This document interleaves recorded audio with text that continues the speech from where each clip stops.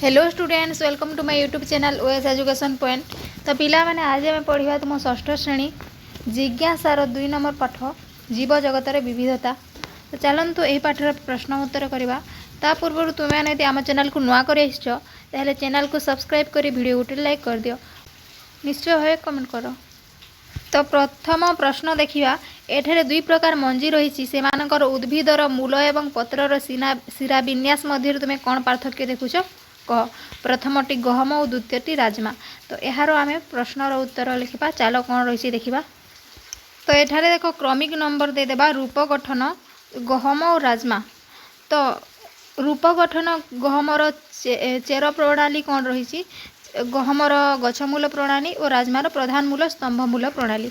तबे चेरर लक्षण कौन, प्रचुर सरु सरु चेर एवं अधिक शक्त होता है। राजमार मध्यवर्ती मूलरू शाखा मूल बाहरी थाए और मोटा स्तंभ मूल परिपार्श्ववर्ती रही थाए। तापर 3 नंबर देखिबा शिरा विन्यास केमिति। सामांतरल शिरा विन्यास गहमर और राजमार जालक शिरा विन्यास। लक्षण कौन रही थाए, पत्रर लंबा पर्यंत शिरा विन्यास थाए और राजमार शिखा उपशिखा बहुत सृष्टि होता है। तापर देख पिला माने 2 नंबर प्रश्न, किछि प्राणींकर निम्न रे दिया सेमानंकर बासस्थान आधार रे वर्गीकरण कर। चिन्हित अंचल रे जलचर प्राणी क स्थान रे लिखिब, स्थलचर प्राणी ख स्थान रे और उभयचर प्राणी ग स्थान रे लिखिब। तो स्थलचर क्यों प्राणी रहती, जलचर क्यों प्राणी रहती, उभयचर क्यों माने रहती। कुंभीर बेंग इमाने जे उभयचर प्राणी। तिमी तिमी डॉल्फिन ऐछ एमाने जीवे जलचर प्राणी। पारा जिया मूषा गुंडुची मेंढा घोड़ा जीवे माने स्थलचर प्राणी। 3 नंबर प्रश्न देख, मुनुर माँ एक बगीचा करिसेंती। दिने से माटीर मूला खेलुतिले। से मुनु को कहिथिले जे मूला एक प्रकार मूल, गोटे मूला को लक्ष्य कर एवं यह क्यों प्रकार मूल ताहा लेख। मूला गछर पत्र रे तुम क्यों प्रकार शिरा विन्यास देखिल कह। मूला हेउची मुख्य मूला गछर पत्र रे जालिका शिरा विन्यास देखा जाए। तापर देखिए 4 नंबर प्रश्न, समतल अंचल में मिलुवा गोटे छेली एक पर्वत अंचल में रोहुवा छेलीर चित्र देख। सेमानक मध्य समानता एवं पार्थक्य दर्शाओ। यही पार्थक्यर कारण कौन। प्रथम आम देखा समानता। उभय छेली स्तन्यपायी प्राणी अटंती। उभयंकर 4टी गोड़ लोम सिंह अच्छी। उभय घास और पत्र खाती। तापर पार्थक्य देखा, समतल अंचल छेलीर गोड़ सारण होता है और समतल चलने को उपयुक्त। पर्वत अंचल छेलीर गोड़ शक्तिशाली और खुरा विशेष प्रकार होता है, पर्वत चढ़वे साहाय्य करे। यही पार्थक्यर कारण होकर बासस्थान अलग। तापर देखो 5 नंबर प्रश्न, यही अध्याय आलोचना करता है विशिष्ट व्यतीत अन्य कौन विशिष्ट आधार निम्नलिखित प्राणीकर 2टी श्रेणी व्यक्त कर। गाई असरपा पारा बादुड़ी कैंची तिमी माछ झिंटिका झिटपिटी।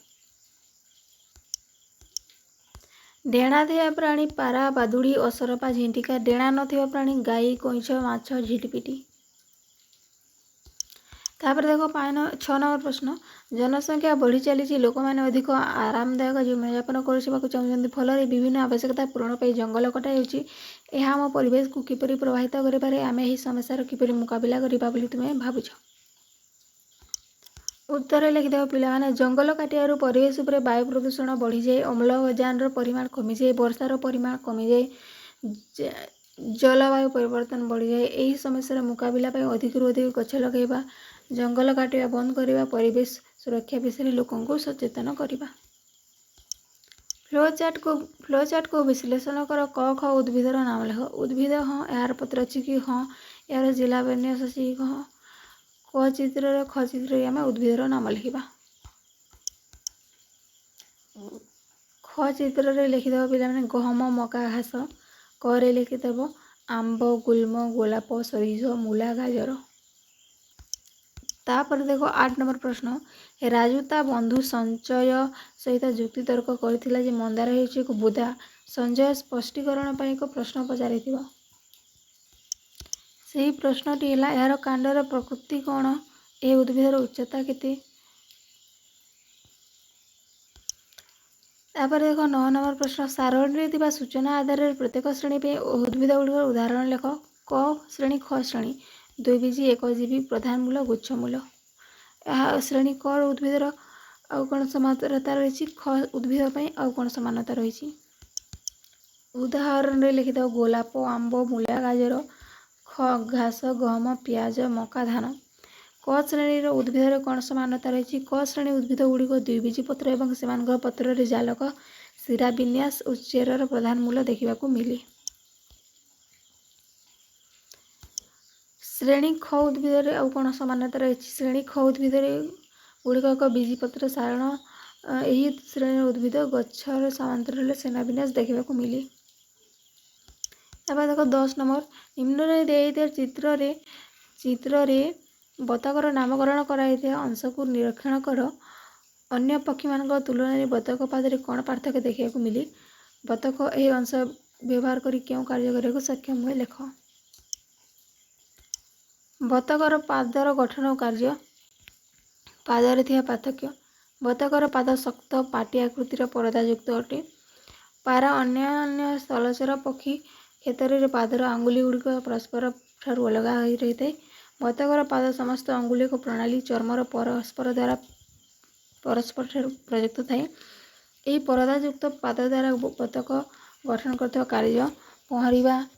बतक निजर यही स्वतंत्र परदायुक्त पाद पानी रे आहुला मारी निजर यही स्वतंत्र पादयुक्त पाद को पानी रे आहुला व्यवहार करता है। कादो और सन्तसंतिया भूमि पर चलवा पादर क्षेत्रफल अधिक होता बतक कादो कि सन्तसंतिया दृढ़ भाव में चली पारे और ता पाद कादो भीतर को चली जाए नहीं।